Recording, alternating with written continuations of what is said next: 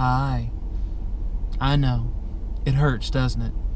All your dreams, all your hopes, they're just dashed in one season premiere.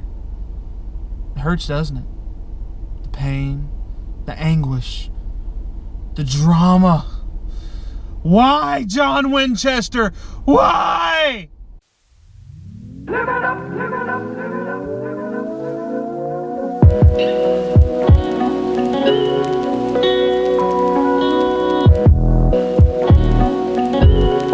Okay, in all seriousness, I don't actually watch the show, so this is all coming from, it's coming from the outside in. Looking at you through the glass, don't know how much time has passed. All I know is that Negan is an asshole, and no one ever told me that the season premiere was going to be so freaking rough. Like I said, I don't really watch the show. I've watched a few episodes here and there. My big problem is I missed like the whole first season, and usually when that happens, it's very difficult for me to get into the show. That being said, I couldn't really ignore the episode. My roommates are huge fans, and they were watching it in the living room while I was in my bedroom.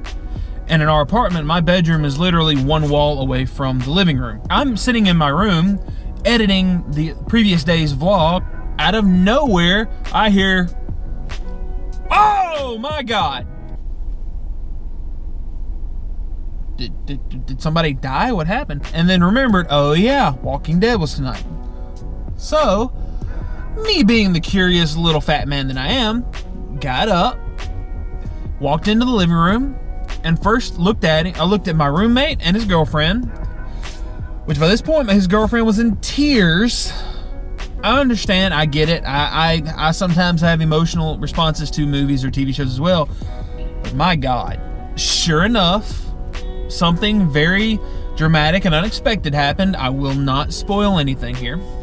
And yeah, insanity. First of all, I want to say, why John Winchester? Why do you have to do this? Apparently John left Supernatural, went to The Walking Dead to deal with the Croatoan virus. While I was prepared for some of the influx and some of the outpouring of emotion, I wasn't prepared for every single person on my Facebook to be talking about it. First of all, give a round of applause for the writers of The Walking Dead. You have officially blown my mind. Every time The Walking Dead has a season premiere, usually Facebook, any other social media is pretty much outpouring with news of it, of reactions. However, there's always people like me who don't really talk about it because we don't watch it. This time was a little bit different. This season premiere was so hyped and lived up to that hype that even people that I know for a fact are not Walking Dead fans were shocked. And I saw post after post after post after video after tweet after blah blah blah blah blah blah blah blah. So much stuff about The Walking Dead. First of all, Negan's an asshole. We knew that going into it, apparently. We know it even more now. I'll admit, even not watching the show and only seeing the show through memes and through other statuses and other people sharing it, I was very shocked at the episode itself. Particularly one specific event, which I'm sure anybody who actually watches The Walking Dead knows. That aside, you know, I think it's great. I think that's great. I'll definitely watch The Walking Dead eventually. I just don't have time really to sit down and watch a TV show. The only chances I really get to watch TV are when I'm eating or when I just have a break where I just don't want to do anything. And at that point, I'm still trying to catch up to Supernatural. So I really don't have time for another TV show. So tell me what you think, guys. Did you enjoy the season premiere? Are you looking forward to the rest of the season? Have the writers just absolutely gutted you and you don't want to see any more?